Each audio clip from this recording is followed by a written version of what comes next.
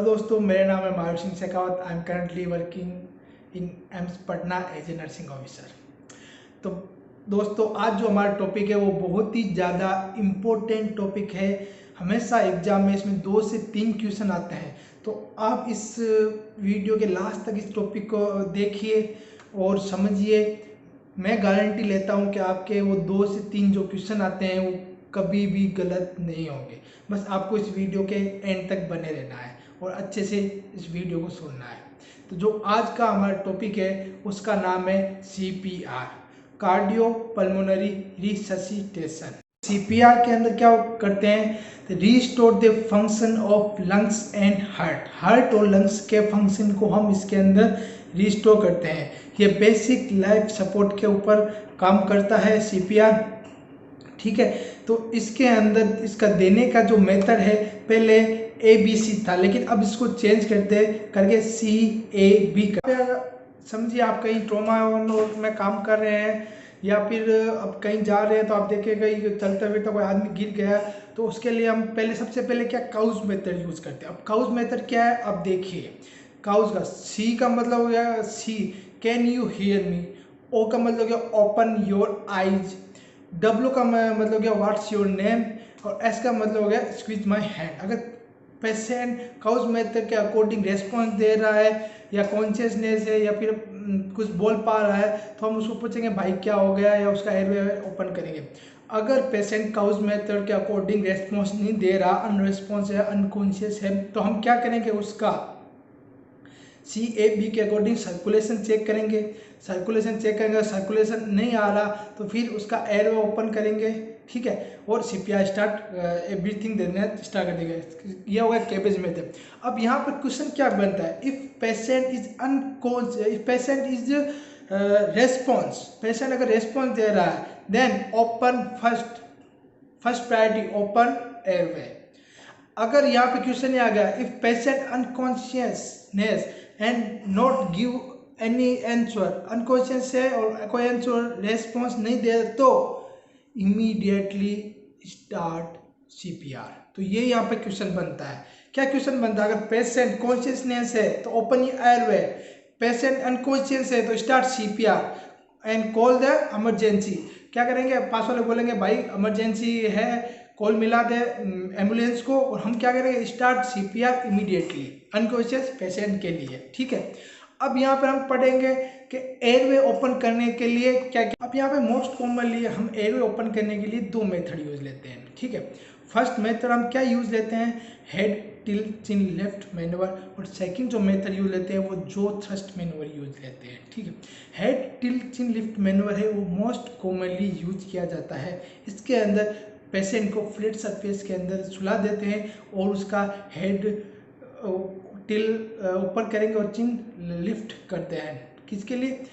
Open airway के लिए। Second है जो थ्रस्ट मैनूवर, वो most commonly spinal injury, RTA road traffic accident और स्पाइनल कॉर्ड की इंजरी होती है, उसके अंदर जो थ्रस्ट मेथड यूज लेते हैं। उसके अंदर क्या हम उसके अंदर भी हम पेशेंट को फ्लैट सरफेस के अंदर सुला देते हैं, लेकिन उसका सिर्फ ओनली जो है वही हम उसके अंदर ओपन करते हैं। ठीक है, और माउथ टू माउथ रेस्पायरेशन देते हैं। माउथ टू माउथ रेस्पायरेशन देते हैं, ये क्वेश्चन आया था BHU के अंदर कि कितने % ऑक्सीजन हम दे सकते हैं माउथ टू माउथ के लिए, तो ऑप्शन जाएगा 16% ऑक्सीजन हम यहाँ पे सप्लाई पे। क्वेश्चन जो थ्रस्ट मैनूवर का बनेगा कि जो थ्रस्ट मैनूवर है, 5 स्टार क्वेश्चन है। जो थ्रस्ट मैनूवर किसके अंदर यूज लेते हैं? स्पाइनल कॉर्ड इंजुरी के अंदर, रोड ट्रैफिक एक्सीडेंट के अंदर, या यहाँ पे कहते हैं या सस्पेक्टेड है कि ये स्पाइनल की या फिर नेक की इंजुरी हो, तो इसके अंदर जो थ्रस्ट मैनूवर यूज होते हैं। तो ये दिमाग में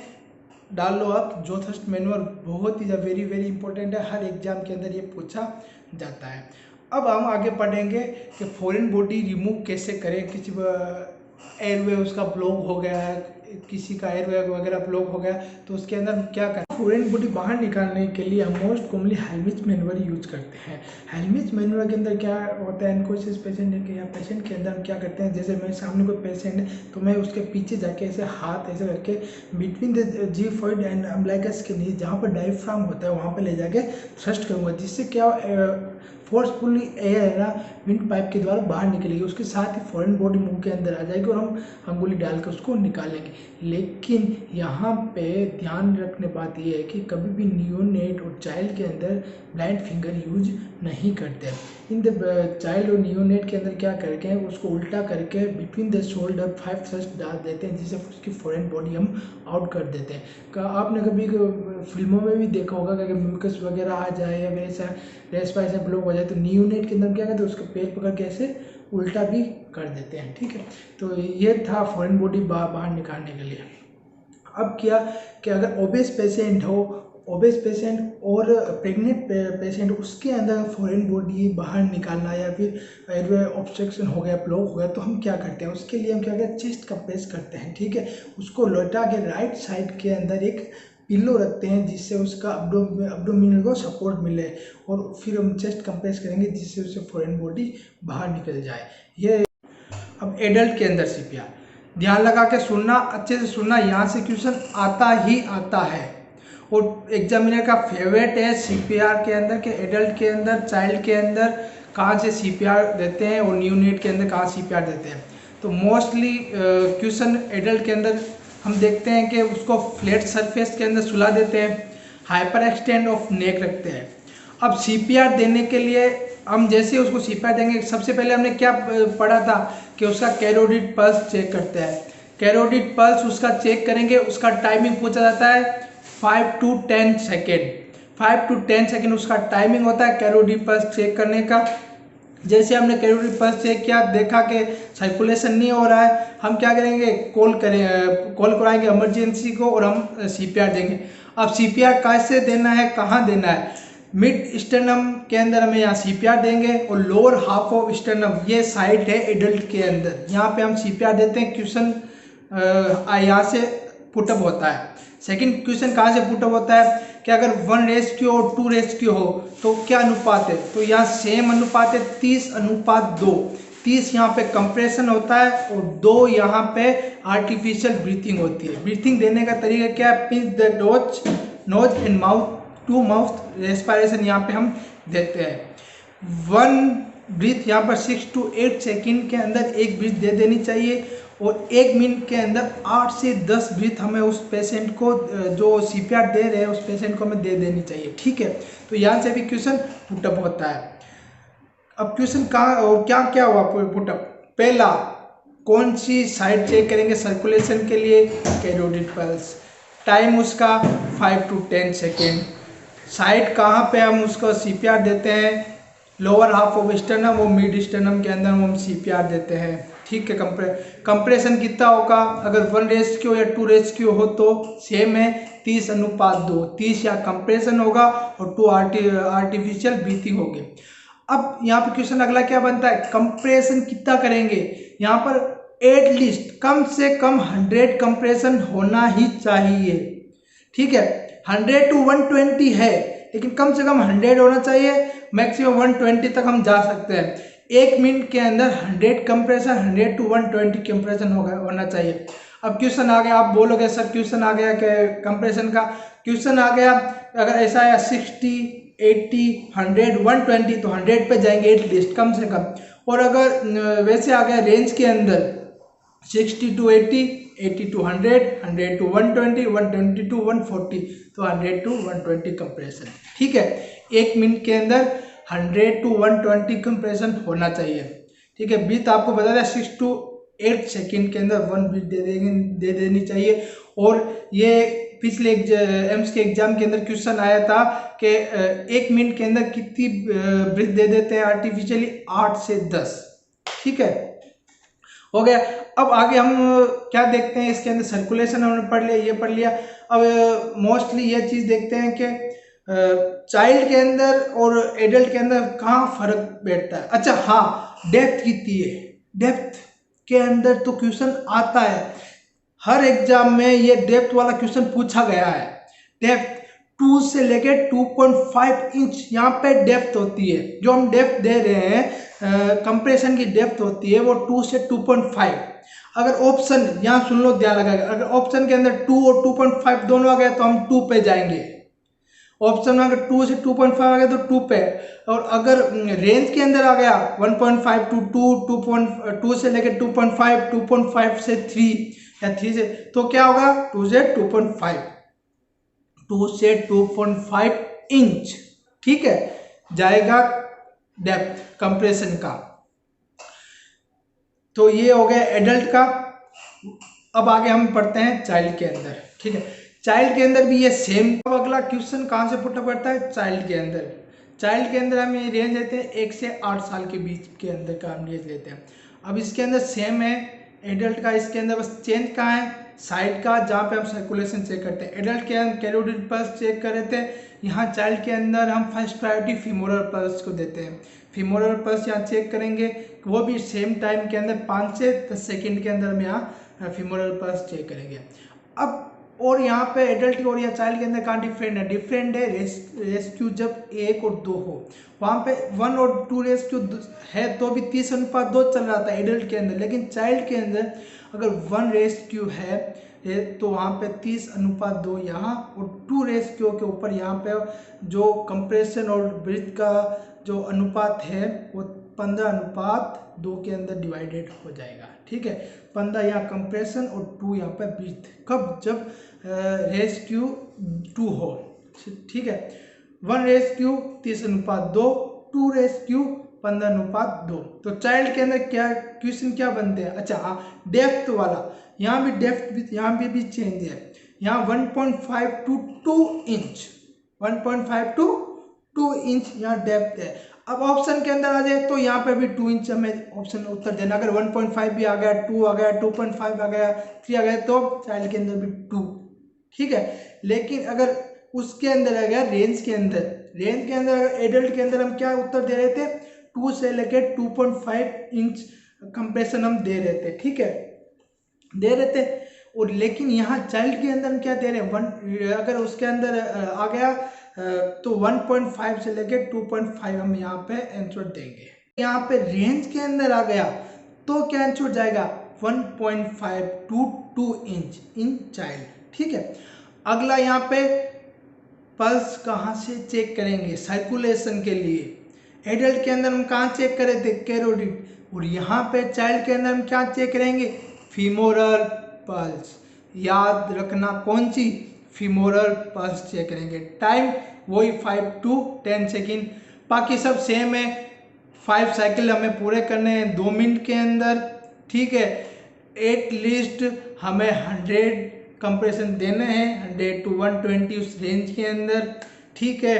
और वही सेम ब्रीथ है 30:2, अगर 1 रेस्क्यू हो, 2 रेस्क्यू हो तो 15:2, ठीक है। तो ये सब क्वेश्चन किसके अंदर बनते हैं, चाइल्ड सीपीआर के अंदर। लगा के सुनना, हम एडल्ट का हमने पढ़ लिया, चाइल्ड का हमने पढ़ लिया, अब बारी आती है इन्फेंट की और नियोनेट की, एक बिलो दे 1 ईयर, ठीक है।